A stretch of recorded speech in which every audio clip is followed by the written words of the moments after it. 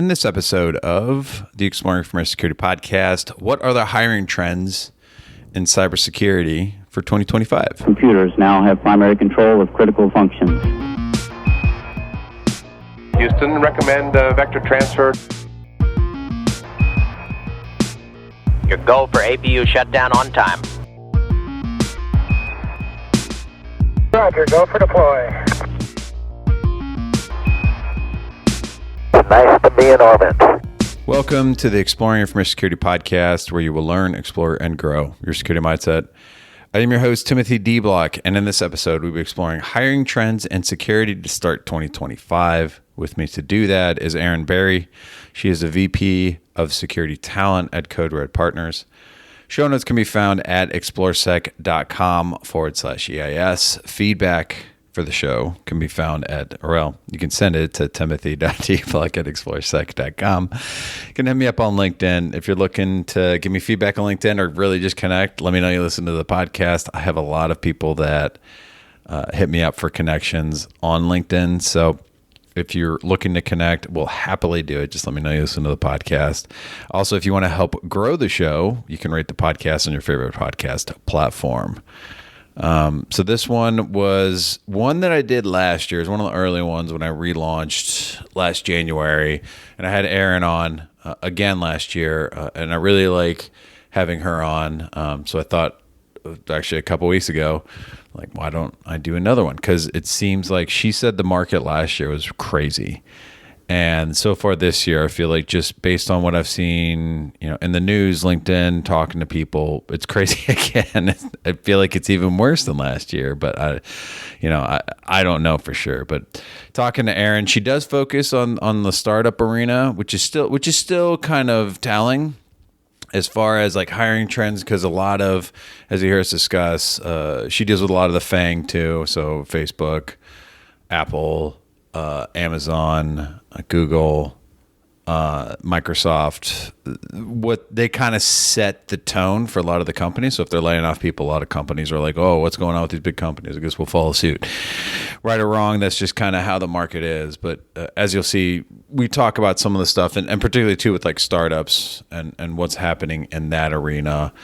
She does focus on software development and application security, but that again, hiring trends are going to be the same.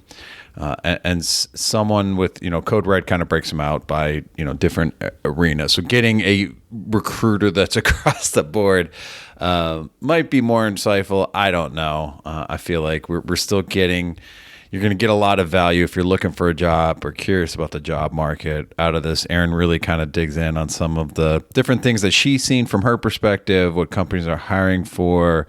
We talk about all sorts of different topics like remote versus in person. And so you can kind of, again, you're going to get some certain themes.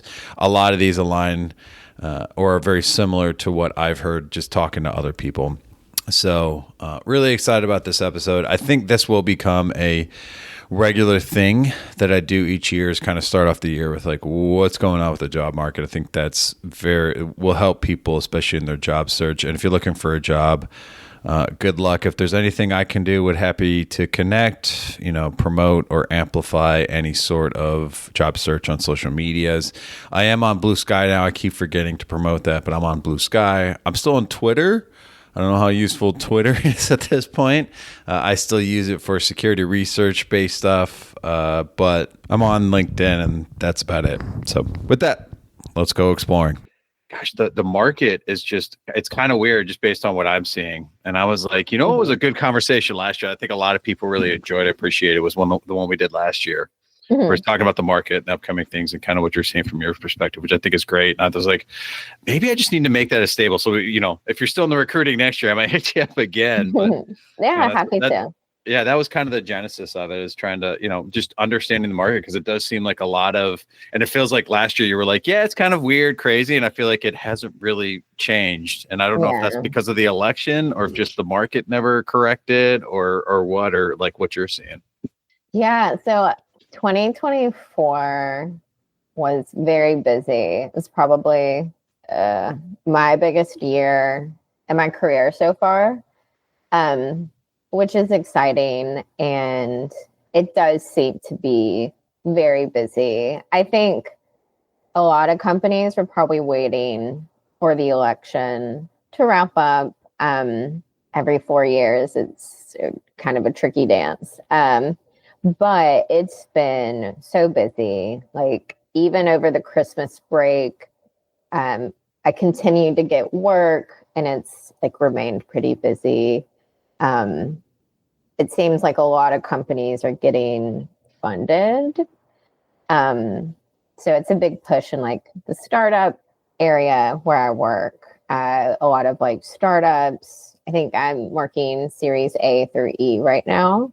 But like anything AI is getting funded. Security products are popping up. I think it should stay busy. Yeah, you cover multiple disciplines, right? Not just security. Like Yeah, I do. Stuff. Mm-hmm. Anything that's going to be in the software development lifecycle. So a lot of like product security, application security, software, hardware security, but then too like cloud security, detection response. And then I've had a lot of software engineer roles where they're building on a security product or security product company. Okay, so yeah, still kind of, yeah. I mean, you're still pretty close to the ecosystem. Yeah, still touching. Yeah, but it does sound like it definitely leans more towards startups then. Yeah, I don't have any public companies. I focus on like cutting edge tech. Most of my companies are based in San Francisco, Seattle. Every now and then I'll get in New York City. Well, I feel like Red Code is where you work, is that's kind of their arena, right? Is that kind of niche? Yeah. But I still think it informs the job market just in general around who's hiring, because I feel like I still feel like it's the tech companies that we're seeing where they're kind of laying off people, right? Yeah, I think like Meta just did a layoff, like the lowest 5%. Any kind of big tech company, and I worked pretty heavy with like the FANG or MANG, which is Facebook, Meta, Amazon, Apple, Netflix, Google. And so Google and Meta, Amazon always lays off, but like Google and Meta have had layoffs. Any big tech company overhires so that they can lay off. And then too, like a lot of tech companies, I call it like follow the leader.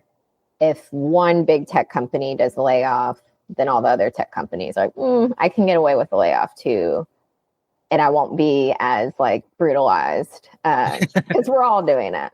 Well, and that's how I feel like they kind of set the tone, but they set the tone for like even like me being in healthcare, right? I feel like it still sets the tone for the healthcare market, because I've heard that same thing. Oh, we're tightening up budget, and it's like, where is this coming from? And they won't ever say it, but it's like, oh yeah, Meta just let off a bunch of people. I am curious though about what your take is on TikTok, because I feel like that's the tech company, but it's also because of the I just on LinkedIn was like reading about the Supreme Court is upholding. So I feel like a lot of people, I don't know if people are getting laid off or they're just starting to look and enter the market that way. They are starting to look. I actually this week, I need to run it again next week, but ran a search for just TikTok security engineers because they should be job searching. I've had a few book calls with me. So I even talked to tech people last year though, and they were like, I'm not sure what's going to happen. So I do think a lot of these people will look. I hope they don't lay them off. But it could be news over the weekend they're laying everyone off. It's unfortunately really like unpredictable. But yeah, I'll be talking to TikTok people. I can imagine they'll want to be in a more stable situation. Yeah. I would think that they still have time to, kind of like, I feel like Kaspersky was the same way, where the U.S. government was like, nope, you guys can't sell here anymore. And then it was, they kind of slowly reduced and then eventually just sold off. Whatever. It's hard to tell. I'm very sus when it comes to the government. They run a loose shop. So we'll see. Yeah, for sure. Do you so are you seeing more people in the job market looking for jobs, or is it the reverse? There's not enough people like I would say there are a decent amount of people looking for jobs, but there's a lot of competition for each good position. I'll also say that companies are being pretty picky, depending on their situation. I do believe last year the interview process has gotten longer, a bit more strenuous. It does seem like there are more positions being posted, but they are more competitive. If it's a remote role, very competitive. Yeah, that was the sense I get. Is a lot of people I've talked to, especially in my industry, like, oh, I want a remote role. I'm like, you might have a tougher time now, because I feel like a lot of companies are wanting some sort of in person, or they want like a hybrid situation. So that means, again, we're kind of back to people relocating across the country. Yeah, unfortunately, this year I'd say I probably worked like 60 to 70% on-site work. And a lot of mine is like hybrid San Francisco. But then still like 40% of my book of business is remote United States. But those unfortunately don't come up as much. I think like remote work, where it used to be the standard, it now is not the standard. It is a perk. When it comes to these companies. Do you kind of expect that to continue then, as more and more companies pushing for on-site? Or do you feel like we might balance out at some point? I think it should stay about how it is now, where I'd say it's like 50-50. Like half people are still working remote, half people are still working on site. Maybe a bit more on-site push, but also like you just can't have nobody working. If something stays open for like months and months, the company will either have to flex, like open it to remote, or like flex on like what the role entails to have somebody in person. Yeah, based on some of my other just casual conversation, it seems like they are definitely, companies are looking at people that are already local and then going to the people willing to relocate. And then if they still can't find somebody, then they might open it up to remote. Yeah, agreed. I'd say you'll have those remote roles that will pop up. They're great. But everyone's preference is having someone local. Especially in the West Coast. I imagine if it's like government, DC, kind of the same thing.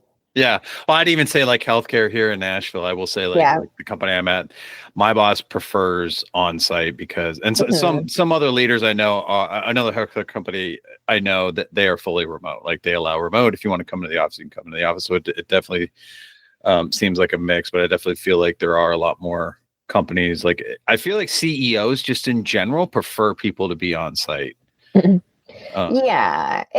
I'm a remote worker, so I'm very much like, if you trust your people to do the work, you don't need to have them on site. But I do get like in-person collaboration meetings. They still see a lot of value for that FaceTime. So yeah, I could see that. It depends to where people are living. Yeah, well, yeah, exactly. And yeah, my boss particularly, he wants to build a team that has like a culture and gets along and things like, and it's just harder to do over remote. Whereas again, another leader might be like, I don't care about, I care more about like getting the job done. Let's get on remote. We can try to work through this. Yeah. Usually companies are, hey, we're all remote. Don't ever worry about it. Or they want you in person. I find that like you're usually one or the other. Yeah, definitely. With startups, because you said you mentioned you're dealing with a lot of startups. Are you seeing the in-person versus remote? Or are they like leaning towards more remote, or is it again 50-50? Like with startups, what is their preference? I'd say that they're probably split right at 50-50. If they are remote, like once a quarter travel seems to be the standard. So they still will get like some FaceTime. But I'd say it's like 50-50 split between startups that are like, we're a remote company first, and companies that are like, we're based in San Francisco. We would like you here 3 times a week. Yeah. Yeah. Are you seeing the remote companies trying to do more of that, like getting together like quarterly or something? Because I've seen that with like one company that I know is in security that's fully remote, but I haven't seen that from every company remote wise. And I just feel like with the pandemic, companies are trying to get back together more in person. Yeah, I'd say if you're open to once a quarter travel, that's big. And I'd say like minimum once, maybe twice a year, for some companies. It really just depends on funding as well. If they've got a lot of cash to burn, they want to fly everyone out, or if they're really running lean, then maybe they'll only have people get together like once a year. Usually, though, these things are like explained as a perk. Like if it's meeting up once a quarter, they try to make it fun for you and like sell it. It's a good place. They'll pay for your food, what have you. So there are a couple ways to make it like more appealing. Yeah. Yeah. And I actually worked at one of those where we had like usually a pretty regular get together, and then like a company, Like CK is CKO, and and even like a holiday party and stuff, which was great. It was kind of cool to, again, I like to be in person, so I'm actually like going into the office and hanging out, but I still like my hybrid situation, which I feel like I've always had even before the pandemic, where if I need to take care of a kid or something else, I can work from home. So trying to think of how to ask this, but did you pay attention to the North Korean like getting hired stuff? Like has that impacted you? Have you seen companies trying to be more careful about it? Like as far as from your recruiting standpoint, like whether it's something, I don't know that you would necessarily run into it, but like, have you seen companies kind of respond to that more? I just can't imagine that happening. Like I Zoom every person I talk to. We spend half an hour together. And that's what I feel like too, maybe in your arena, right, where you're dealing with people that are well known at some of these bigger companies, right? You're not just going to hire someone random that has like for like a Google position necessarily. But I was wondering if like you're having to do more checks, or even just, I mean, in that scenario too, for that company, it was they had like a deep fake was actually used as part of like the interview process. So I just didn't know if you've had like any sort of like training, or that people are like aware of it, or if it's more like again, the in-person thing is that like actually go meet this person for coffee, right? That's a simple check to see if someone is who they say they are. I'd say I have been recruiting so long that I've been recruiting like almost a decade, but I actually got my start working Bank of America IT contracts in Charlotte, North Carolina. And we had once twins that one twin was amazing and could code just fantastic. The other twin was not. The one good twin would interview for both, and both worked. And one of my like good girlfriends at the time dealt with this situation. Wow. And this was like maybe my first or second year of recruiting. So I'm maybe a bit jaded. The second I think something isn't right, like I'll investigate it. Like I've been burned in the past by these situations. So yeah, I mean, also too, like there's a lot of little tricks. Like you can, if you have a phone number, like give them a call. If they never answer, they always call you back. That's not great. Like there's a couple little, and maybe working security, I'm a bit more paranoid, but there's a few things that you can pick up on. And I will say on the deep fake piece, like 2 different companies I'm supporting right now in the Bay, their product is to combat against deep fake. Like if you think you're on a deep fake, you can utilize like a product on the side and it will tell you like, get off this call. It's not the right person. So I do think like, as far as products go, like beating AI, like it's already really started of how to like, AI is a bigger problem, then it's helpful. And that's just like my personal opinion. But like we're seeing products to combat AI just as fast as we're seeing new AI products. Okay. Yeah, that actually brings up a good point. I don't know if we talked about this last year or not. I'll bring it up again because I had and I want your take on this. Is like it was like a screening call, but it was I could tell it was all just AI. So I essentially had to record, well, it wasn't really AI, but there's probably AI on the back end. I had to record myself answering questions. Yeah. And then I imagine they took kind of facial expressions and probably did some sort of analysis on like how I responded to the question and something like that. I'm wondering if are you seeing more and more of that kind of yeah, I never got a call back, by the way. I just thought it was interesting, but are you starting to see more of that tooling being used or no, that is not great. I don't love that. Oh, that's good to hear.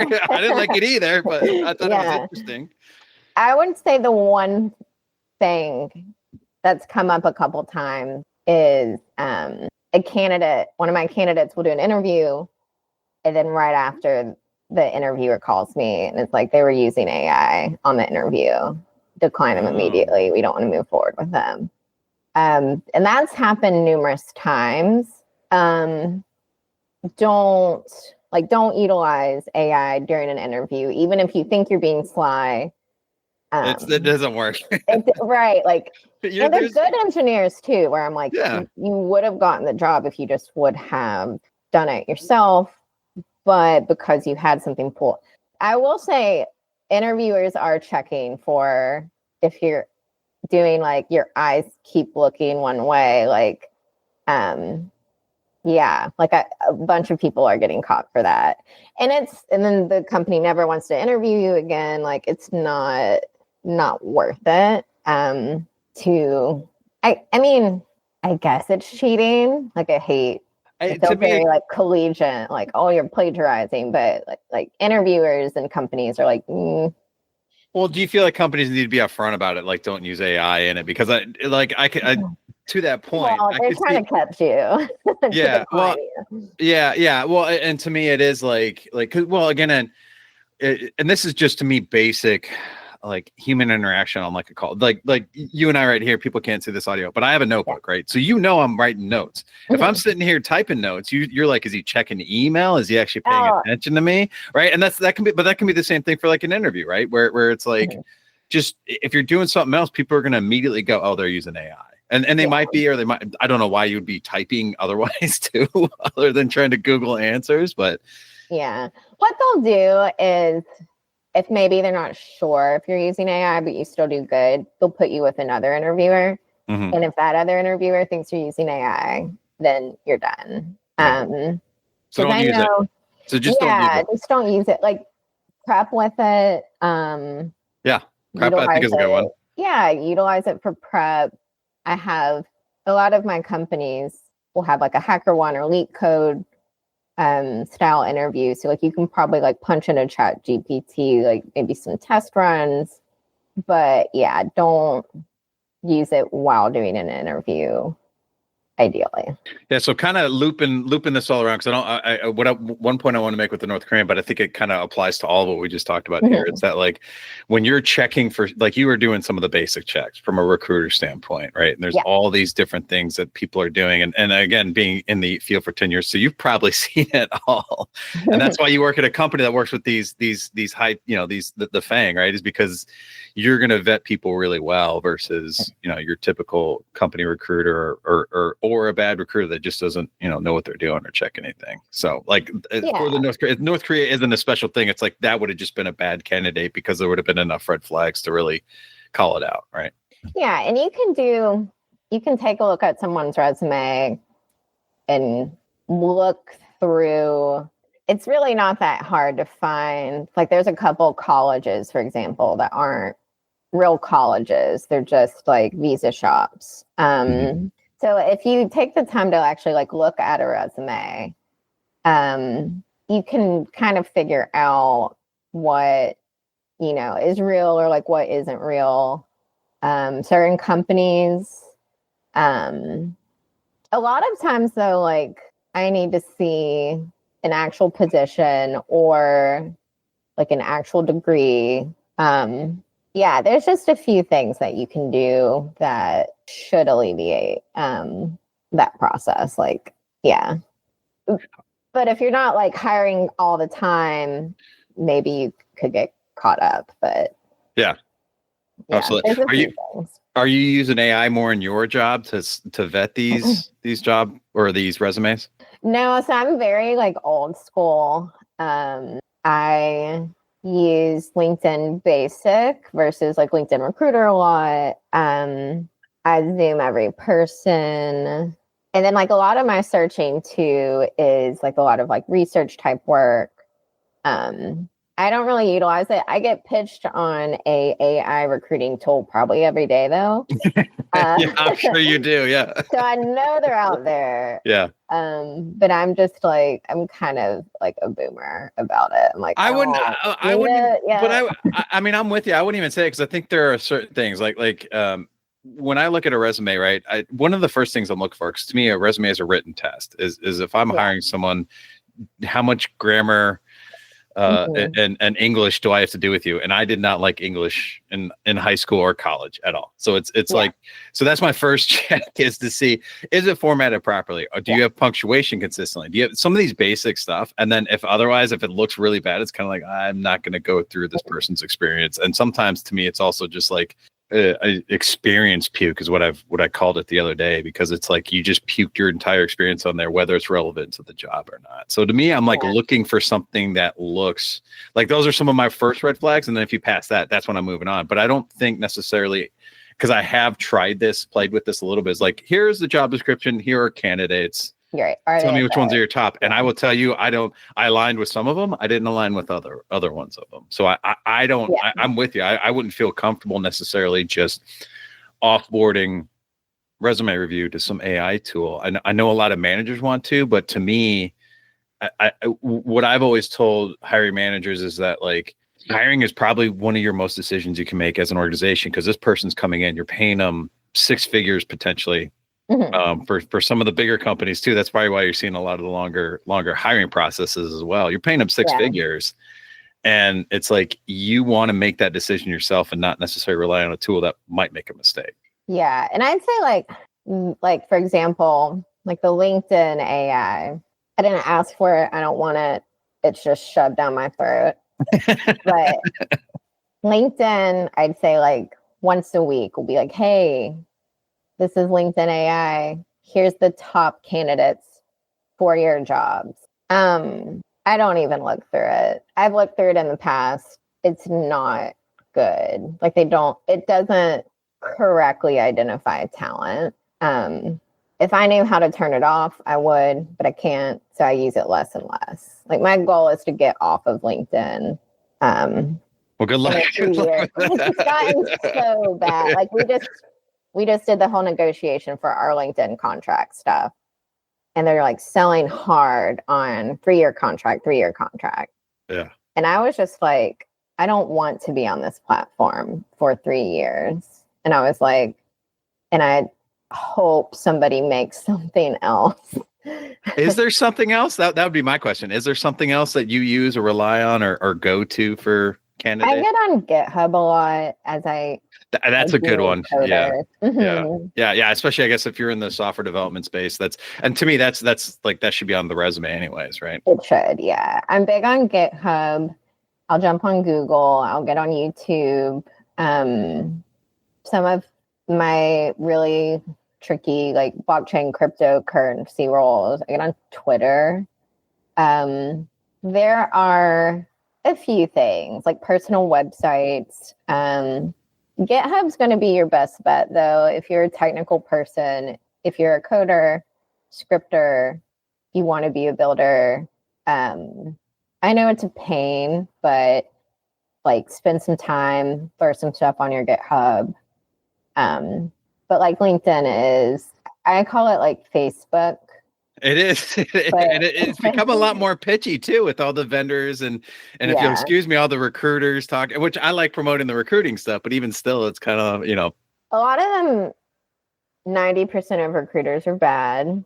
A lot of them are just selling crap, or they're trying to get a client. I'm also sent so many resumes from other recruiting companies, and they're fake resumes, or they've taken someone's resume without asking them and sent it to me. Like, there's so much like junk out there, I'd say, on LinkedIn. So yeah, it's just like you need it. Everyone has to get on LinkedIn. It's still the number one way people are finding roles. But like old-fashioned websites, like some companies won't post the roles on LinkedIn because all they get is crap from it. So they'll just post it on the website. If no one applies to it on the website, like that's fine. Like I would say, like, don't let LinkedIn be your one-all be-all. Like, do at least like jump on different websites, different like lists. Yeah, because it has gotten so like social media driven. Well, I think that's just a self-marketing thing, which has been around for years at this point, right? Is have your own website, like you said. Essentially, go Google yourself and see where you're at, and then again, if you're looking to get in development role, not even say like an application security role, right? Have a GitHub page with something on it to where you're either trying to learn how to code something or learn a different language or something. Like, it doesn't have to be anything elaborate or some sort of big open source project, right? I have a GitHub page. I don't keep it updated, but I got a page for like links for resources, another one where I was messing with like Node.js. So I was trying to learn Node.js. So I built a small little thing. It's like trying to put something up there. And I will say, even like, I know for me, when I was hiring pen testers, that was one of the first things, is I want to see a GitHub page to see, are you scripting stuff? Are you even just following other stuff within the GitHub ecosystem? Right. So I think that's just really good advice, and been around for years at this point, is just kind of be searchable so that people can, and YouTube's another great one too. I've got all my presentation talks wrapped up on my own YouTube page with like a playlist from so people don't have to go to each conference. They just go to my playlist and see like all my talks. And I will say, like, I know it takes more time and it is like minuscule, but especially for non-coding roles, but for like a security researcher, for example, I've worked on a few of these. They want to see researchers with like blogs or who have like published like the CVEs. They tend to like open sources is like king, right? Like open, honest, everything that you're doing. But in job descriptions now for security researchers, I've worked, I think 3 lately, and all 3 were like, we want to see their blog. We want them to have some kind of online presence. And I'll be on people's like personal websites, like clicking through, like figuring out. And sometimes it's like a true blog of like, here's what's going on in my life. But then they'll throw in like work stuff too. Like, it doesn't have to be just all work related. They just want to see, like, if you work for a company and we want you to publish something, like, can you do that? Can you write again? Yeah, that's the right. Great. Yeah. So what are some of the hot jobs right now that you're seeing? I'm working a lot of product security, application security. I have a head of security that's basically a software engineer that got into security.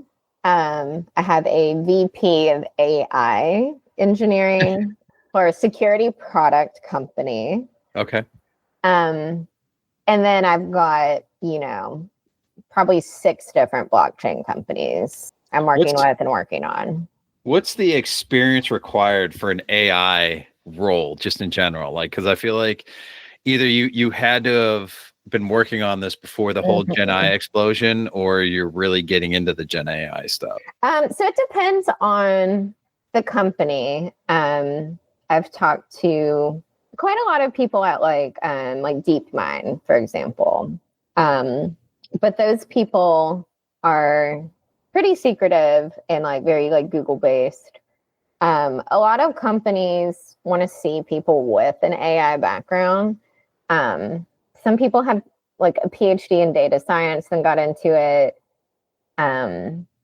one of my candidates doesn't even really have the AI anywhere on his resume, but his whole background is like data science. He can build LLMs from scratch. They're out there. They are just very hard to find. But a lot of them have like some kind of data science background, or they work for a company that's very data focused, like a ton of data that they're sifting through. And then they end up like getting into it. But it's usually people with like a data science background or a PhD. But you'd be surprised. Like I placed an AI security researcher that was like an ex head of security for, I think, like Venmo or something. So they had a really nice security background. Then they got into AI on accident. And then now it's like all they talk about. So yeah, people that got into it before it was big, really. But then you have like your late people who've only done it a few years. I've also seen some companies, and this is very like AI machine learning specific, but they'll hire somebody that has like a PhD. If it's from a top university, and like 6 months of experience, if they've worked like anywhere, just because so few people actually have real AI experience. And I will say it's a little concerning how many people say they do AI and no AI and no AI security. Like, Right. so many people have AI in their headline and like, but they're not doing it at all. Like, it's very weird to see so many people say they're doing something, but then when you look at their resume or you talk to them, they use ChatGPT. Right. And that's kind of, that's why I wanted to ask it. Right. And so, yeah, you are seeing it's probably the biggest like faker. Well, it's the hot topic, right? It's the big topic, and everybody's. I saw on LinkedIn. I think it was you or somebody else was talking about the AI. So that's why I asked, is because I just feel like it's a hot roll right now. It's like, oh well, I use ChatGPT. I can go apply for that, right? And it's like, no, that's not any, like, yeah. And that's the thing too, is that like you can't necessarily say you have like 5 years of AI experience, but unless you've been doing something like in a, I guess, educational, or like you were saying, data science makes total sense with that, because they're using a lot of that. They're using, scripting, creating LLMs, other stuff, right? So yeah, like I've had to get into like Google Scholar and look for people who have published. Yeah, there you go. Work. Yep. But even too, some of my PhD people fail miserably because they can't like make all of these thoughts in their head. Like they can't translate it into a real world problem or real world product. Yeah. Okay, I can see that. Because they're kind of operating in a vacuum, but it's like then you get into the real like world. It's a lot of Google, like a lot of Google DeepMind people, for example. Not to like shit on them because they're amazing, but a lot of them are like your classic like PhD big thinkers versus, oh, it's an AI product that's like in the wild that people are using. Yeah, totally different. Yeah, I could totally see. And I don't think you're shitting on them at all. It's just a different kind of way of thinking about stuff, right? Yeah. Yeah, where if like people that are at Anthropic or ChatGPT, or another company I support right now that I can't name, but there are other companies that their AI products are out in the wild. People are utilizing them versus like, we're just thinking about an AI product. And I would say like every program manager in Seattle or San Francisco has AI in their title right now. It's like architect. Every single one, yeah. Architect started popping up all over the place, and I feel like it's still popping up, but yeah. Every program, because I will run just like a loose search for AI, because I'm looking for a VP of AI engineering, but I need someone that can like create an LLM. I need a unicorn, right? Yeah. And like 40 pages of just program manager, project manager, program manager, but they're all working on an AI product. And I'm like, please. Yeah, I'm gonna start throwing that at mine, because actually now that I think about it, I aspire to have that much confidence, honestly. Like it's bold. It's very bold. It's very bold. I mean, I have, yeah, I would never put AI, but I mean, I've created deepfakes before. I've done one for my boss, so I could do like a presentation on like how It's 10 times ahead of Yeah, everyone else. but I can't create LLMs now, nor would I want to. In fact, I'd probably go to ChatGPT and go create an LLM for me.